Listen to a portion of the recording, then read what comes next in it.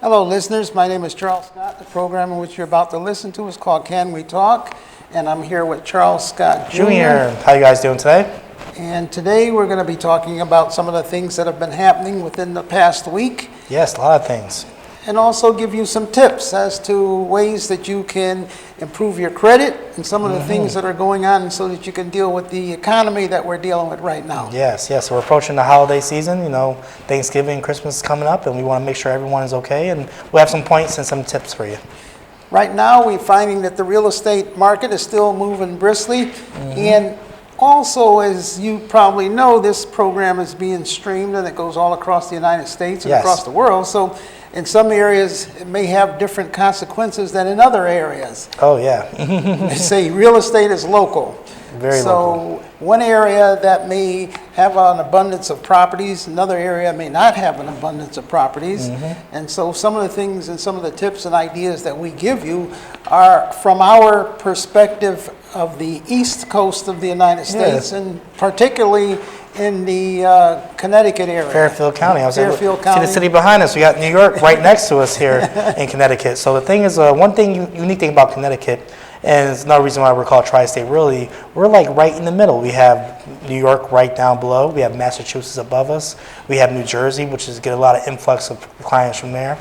So as you see, we're in a unique position here in Connecticut, and that's why we're always checking the ticker, looking for new properties. Not only the ticker, but the economic. We got our pulse, our finger on the pulse. Of the economic turntable as to what's going on out there. Exactly. And every day there's something new. Every day. You know, they always have what gets everybody's attention. Breaking news. When there's breaking news, then that means something's changing or something's happening that didn't happen before.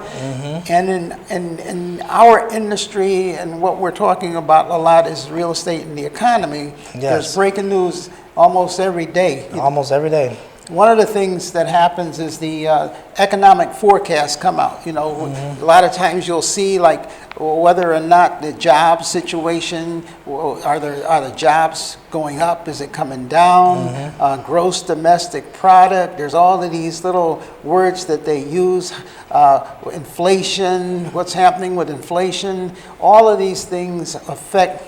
Interest rates affect what's going to happen with the economy. Exactly. Now, investors, they are really attuned to this. They wait every day. They got marked off on their calendar every event that's going to happen. Exactly. And what is it? One word can change. One word can change the whole the real thing. estate market up or down. Now, what we want to tell our viewers is also, people may say, Mr. Scott, I'm not an investor. I just want to buy a house. So when it comes to that, remember, don't let an interest rate scare you away. Like, what do we say? Interest rates used to be double digits back in the 80s. They may be approaching that now, but what your main thing is getting in the house. Once you're in the house, remember, you can always refinance at a lower rate as the lower rates come in, I would say, as the years go by. Exactly. One of the sayings that all of the real estate agents and the mortgage people are using right now, they're saying, date the rape, and marry the house. And marry the house, yeah. And then divorce the landlord. That means go out with the rate of the interest rate, but don't keep it for a long time. Exactly. But marry the house. That means buy the house. Now you got it for the house is in your name. 20 years, 30 years, but then get rid of the landlord. That's the important part. Divorce the landlord, because people are going to say, like we've heard before, people say I have a great landlord, he treats me well. But yes, that's true. But remember, your landlord is paying a mortgage also. And he may get to a point where, he wants to sell the house, he wants to retire. And then your good landlord is gone, you have a new landlord. Guess what? Your new landlord is going to have a larger mortgage, and he needs help paying it. That's where you come in. He's going to increase the rent, maybe 20%, 30%. He won't do it all at once, or he may do it all at once. It depends on the situation. But the important thing is to marry the house, get in the house, and divorce the landlord. Exactly. One of the things that we wanted to talk to you about today is that things are changing. We try to give you tips every week that can assist you out there with some of your planning and what's happening. We talked in the last couple of weeks. We talked about interest rates. Yes. We also talked about ways of increasing your credit score and how your credit score affects everything that you do. Yes. And also ways of improving your house to give you the best equity or the most money. Today we're going to tell you a couple of tips I don't know, where you are or what part of the country you're in, but the holidays are coming. Yes. And when the holidays come, people start spending more so. People start getting into debt, as we see. Exactly. One of the things that we've talked about in the past is that the interest rates are going up because inflation is going up because people are spending a lot of money. Yes. And I tell people, I say, well, when the interest rates go up, one of the purposes and one of the things that the Federal Reserve will do is it will create unemployment. In other words, Yes. they purposely force people to get laid off. They Yes. force the companies to lay off the people. What they do, they're making the money more expensive for these companies to borrow. And if the money is more expensive, then these companies have to make a decision either to lay off workers or either pivot and make a different direction. Exactly. And what's happening is because the interest rates are continuing to go up and people are continuing to spend, the only way they feel as though that they can bring that down is to have less money circulating in the Yes. economy. And the way you have less money circulating in the economy is you have less people employed. Now, when things are going the other way around, it's the opposite. Then Yes. they try to employ as many people as Exactly. they Isn't that possibly something? can. But, I was surprised. I went to a couple of the big box stores, which I won't name, and I was on my cell phone making some business calls sitting in the parking lot, and I had to sit there for about a half an hour. So I'm on the phone and I'm looking at people running into the store like it's no tomorrow, people parking, people hollering, screaming, trying to get a parking space. Now, this is not, right before the holiday. Not Black Friday This or is anything just, like that. It was a Saturday, I'll give you that. But I was just amazed that the parking lot was full of cars, Yes. people with their kids running into the store. I'm like, hey, things are still going to be there. People fighting for parking spaces. And I said, so this is what they're talking about. People are spending like crazy. I expect to pull up and there wouldn't be that many cars in the parking lot. Not so much. Things will be slowing down. But people are spending money and continuing to spend money. Exactly. And the thing is, now they're spending money they don't have. Exactly. Credit card debt is starting to surge. Yes. So now that's how this is what they use as an indicator Yes. of what's happening in the economy. They look at the amount of debt, they look at how much is on people's credit cards. Going back a couple of years ago, in the middle of COVID, people were saving money like crazy. Yes. The savings in the savings accounts was surging. Credit debt was actually low as it was in years. Credit debt was low. People weren't putting any money on their charge cards, and families were solid. Things were looking good. Yes. People were, staying home. They were, eating at home. They were shopping. If anything, it was the exact opposite of what we're seeing now. Restaurants couldn't get people to come out. Right. Now you go to the restaurant. I went to a restaurant. Remember, I had to. What did they tell you? How long was that wait when you called? I called the restaurant just today. What was it? Yesterday. Yesterday. You wanted some breakfast. I wanted breakfast, and I called ahead. And I said, I don't feel like waiting. Let me call ahead.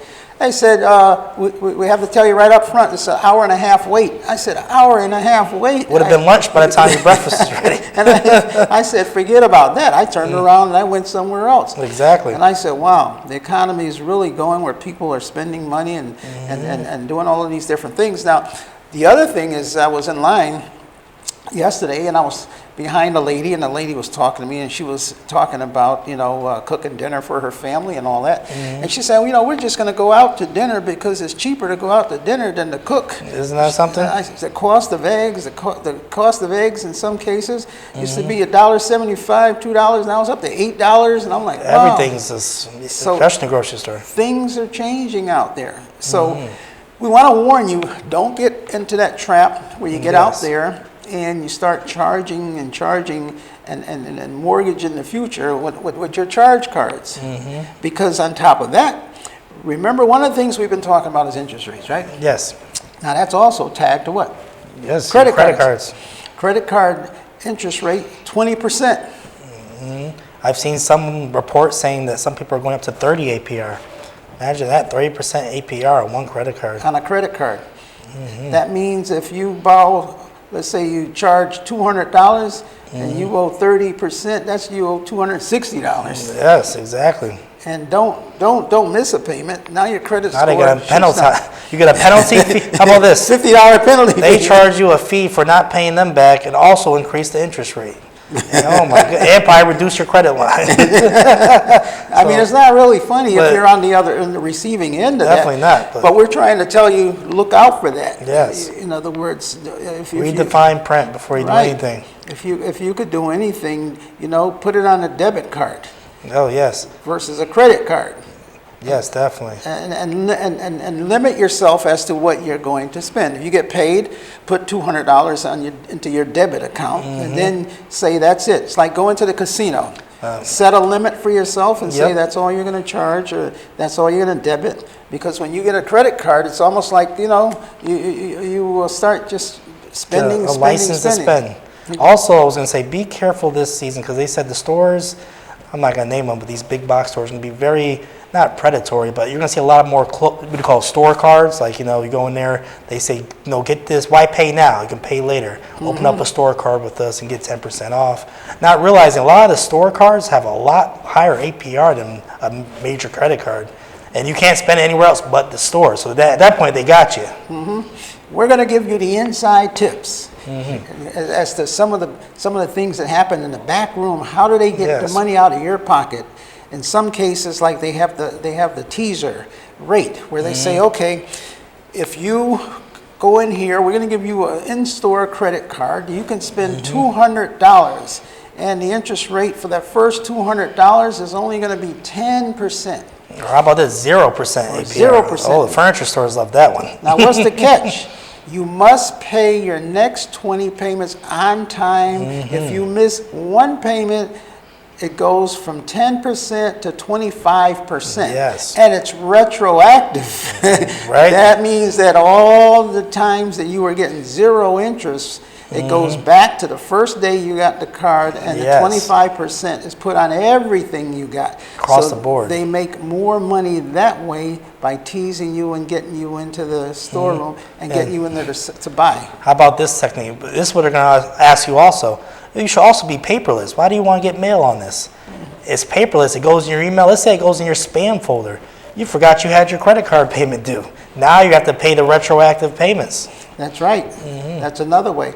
The other thing that I noticed is that I was watching last night, and they said that one of the things that they're doing is they're starting to charge people for returns. Oh, yes. And one of the advantages of online ordering is that you try something. If you didn't like it, you send it back to them, and they pay for you to send it back to them. Exactly. Now what the stores are doing, watch the fine print. Because if you send something back, you have to pay for it out of your pocket to return the item, because of all the returns that they're getting. Because one of the things they said is that people are using their homes as dressing rooms. Yes. Before you go into a brick and mortar store, you see a pair of pants, you try 3 or 4 out, and you find the right one that fits you, and you put the rest back, and then you go and you buy that pair. Now, what they're saying people are doing is they order 3 pair. Maybe right to their house. The regular size, the large size, the small size, because different manufacturers have different sizes. Exactly. So now you get the 3 pairs of pants at your house, you try on the right one, and you send back the other 2, because you could just return it. Now they're saying, okay, you want to do that, you pay the shipping. You pay for the shipping and the restocking. The restocking fee, yeah, they love that. Restocking fee. They might charge you a 10% restocking fee. Now think about that. Imagine how many people are not going to return it because of that fee. Not only do you have to drive to the post office, they're paying the shipping. So these companies know what they're doing. They have to know, they got to preserve their bottom line. And they're making more money on you. So these are some of the things that we're telling you to watch out for. Read the fine print from all of these different things that they're doing. And a lot of them, they're sending out a lot of these credit cards. You have been pre-qualified to get a credit card. Oh, yes. So what's that mean? Pre-qualified doesn't mean you've been approved. It means send us all your information, and then we will determine whether or not you qualify. Exactly. So you fill out all your information, you put in your job, how much money you make, your date of birth, whether you own a home or not, all this information. Then you send the information into them. and then they could say, well, you don't qualify. Or how about this? They're going to take your information and sell it to maybe That's what do you call a more riskier creditor and say, I'll take that. I'll give them credit. Not only that, it says in the small print that by giving us this information, you agree to let us solicit this information to other people. Exactly. And today, what's happening in the world is information is worth money. Yes. People sell information for money. But well, I was going to say, not to interrupt you, but what do we tell our new homeowners? You're going to get a lot of mail. Once you move in the house, you're going to get an extreme amount of mail. If you feel lonely, buy a house. They're going to come after you. You're going to get letters from every company in the world. Everybody wants People want to cut your grass, sell you insurance, and what so. Whatever you want. They're going to tell you more about you than you know about yourself. Exactly. But we always tell people, read the fine print on everything.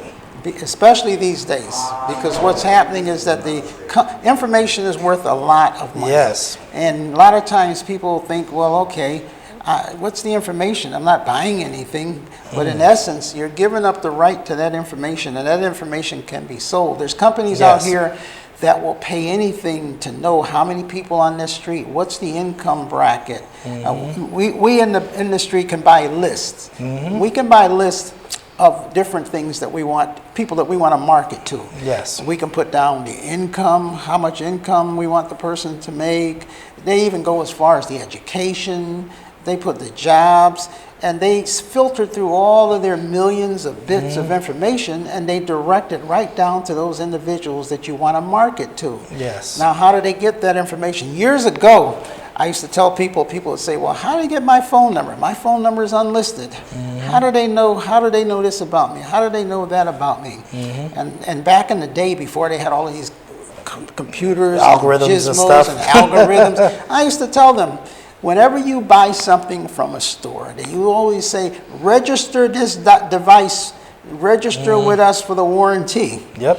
Now, believe it or not, the item is warranted whether you fill that piece of paper out or send it in. A warranty is a warranty.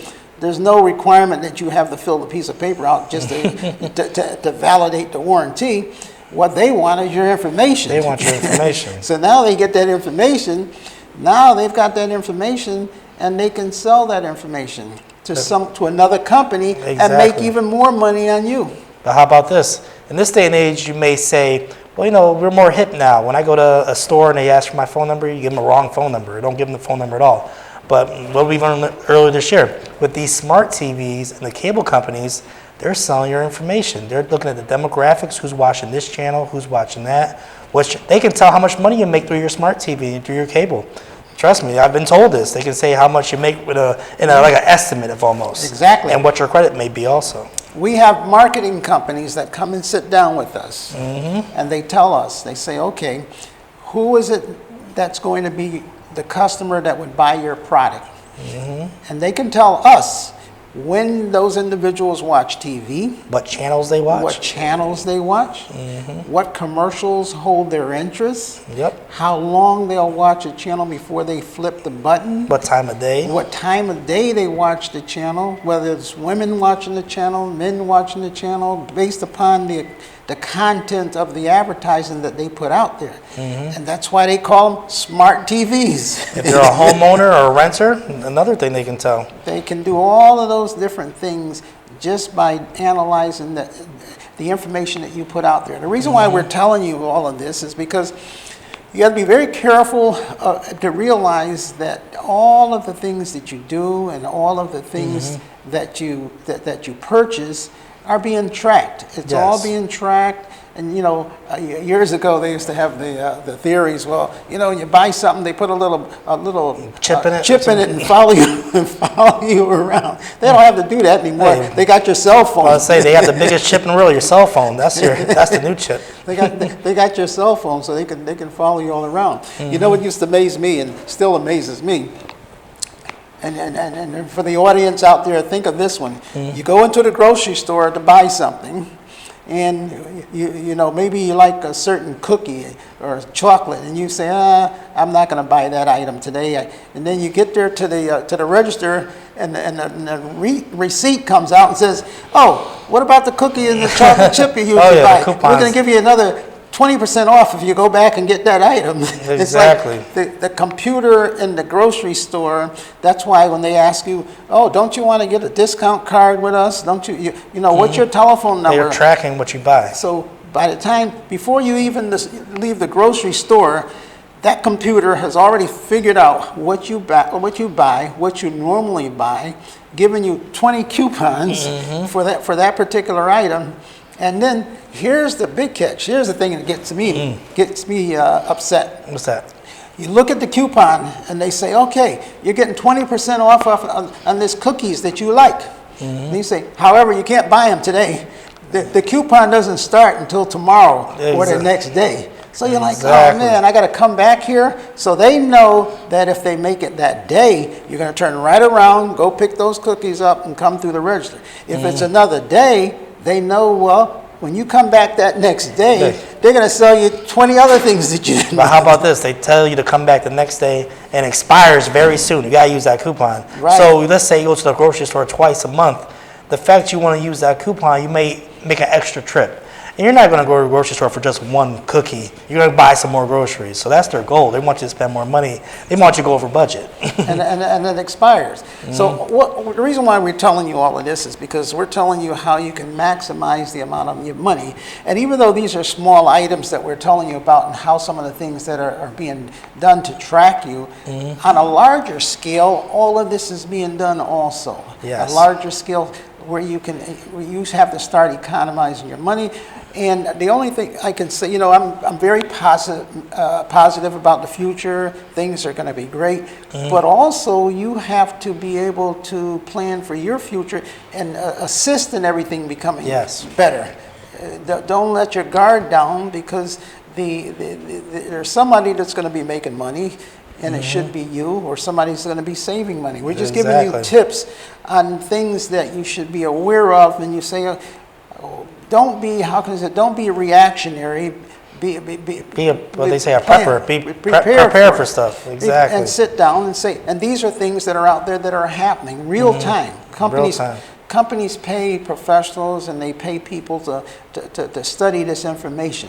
We're telling you what's happening out there and what's really happening as to some of the things that you can prepare to save money, whether it have to do with credit. We give you tips on credit, how to build up your credit. Credit is going to be, going forward, credit is going to be key. Exactly. Because companies are starting to clamp down on their requirements for credit. The interest rates are increased. The money is no longer cheap or free for these big companies. So they're going to be less riskier themselves as far as what they do. So definitely, you want to make sure your credit's up, especially if you're going to be buying a property.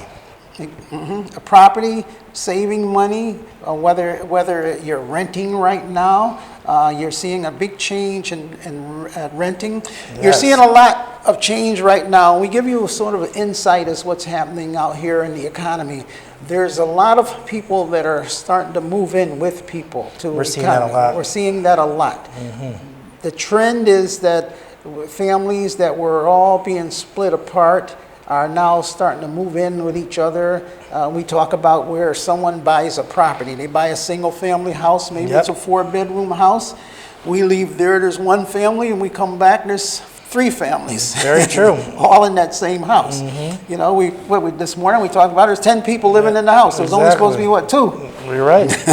Well, I will say, that's one thing that you have an advantage of being your own landlord, too. I mean, I'll say this, try doing that at your apartment, moving in everybody. That's not going to work. Landlord's not going to like that. They're on the lease. And this is becoming there's a lot of friction going on, too. Yes. Because the landlord is saying, okay, I thought I rented this apartment to just 3 people.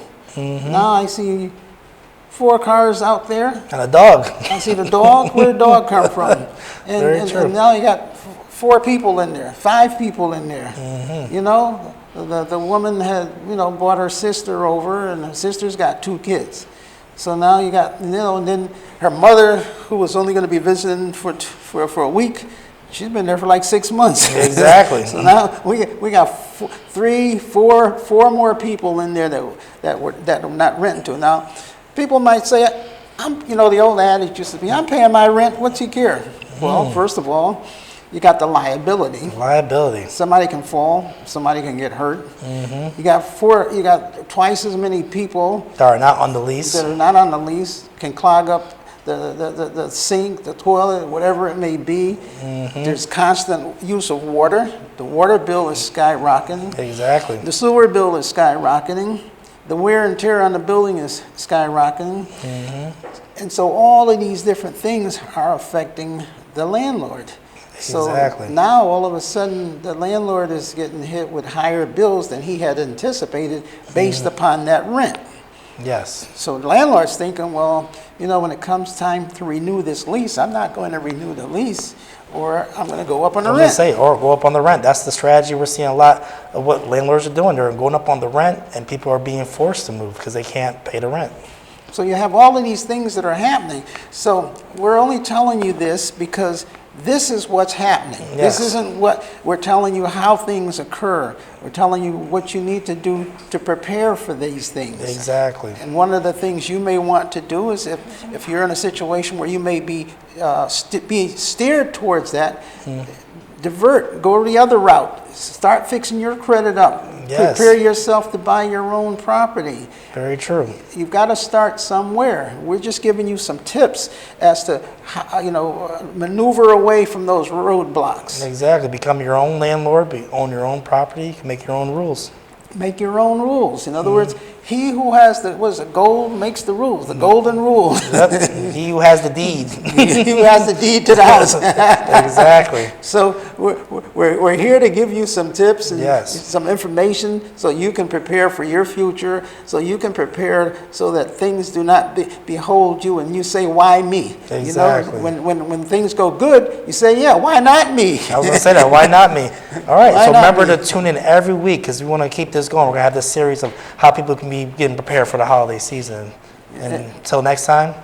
Until next time, but also check Yes, us sir. out on YouTube. Check out some of our past To watch every episode. episodes that we've been doing, and tell your friends. Until Definitely. next week, God bless. Amen.